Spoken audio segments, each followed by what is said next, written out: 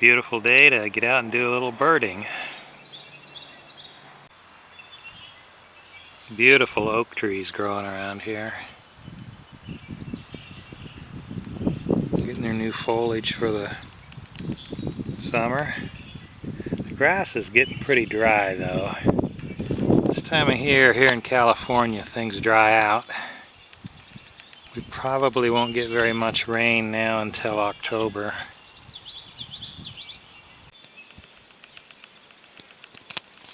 Alright, I'm out here at the Joe Domick Wilderness area in Central California. And as far as social distancing goes for the COVID-19, not a problem out here.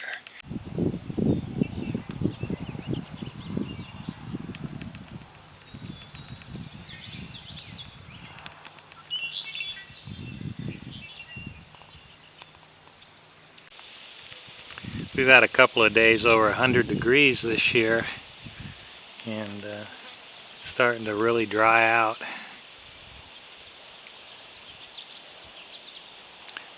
There is a damp area back there. It's a marsh during the rainy season, and then in the summer it stays fairly green.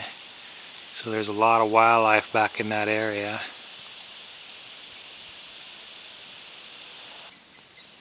This is an area where you have to be careful because there are rattlesnakes. So I wouldn't want to go looking around under any of those logs. And walking down the trail, you need to kind of keep your eyes open, and your ears, of course.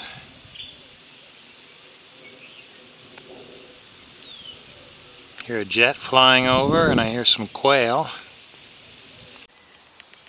Some type of a berry patch. Have to come back here in a couple of months and see what there is.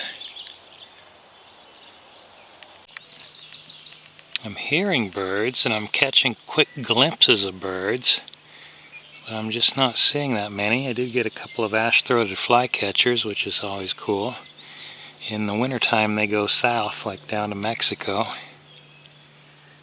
But that's okay if I don't see anything out here. It's nice just getting out. I really battle depression, some problems with anxiety. So coming out here always helps to take all that stuff away for a couple of hours. Gives me a little peace of mind, a little freedom of thought, I guess you'd say. So whenever I get a chance, I try to get outside. So far, no snakes, no lizards.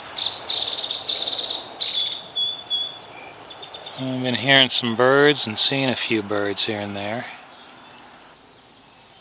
So this wilderness area is just in the foothills. If I continue to my east, I'd head into the Sierra Nevada mountains. And then to my west is the San Joaquin Valley. Seems like it's a good idea whenever possible to get out into the woods, into nature. If it's the high mountains or the valley or the ocean, the coast. It always amazes me what the Native Americans who lived here could make out of these rushes. Boats, their houses, bowls, just absolutely astounding. So back in here is a grove of eucalyptus trees. Eucalyptus is not native to California, so these would have had to have been planted here a long time ago, judging by the size of them. And there's some type of a wild grape up there growing also. So that's why there's so many birds back in here. We have the berries, the grapes, and the figs all growing wild. Not right now, nothing's ripe right now to eat, but it will be. These look like the holes that a red-breasted sapsucker would make, but this is a eucalyptus tree.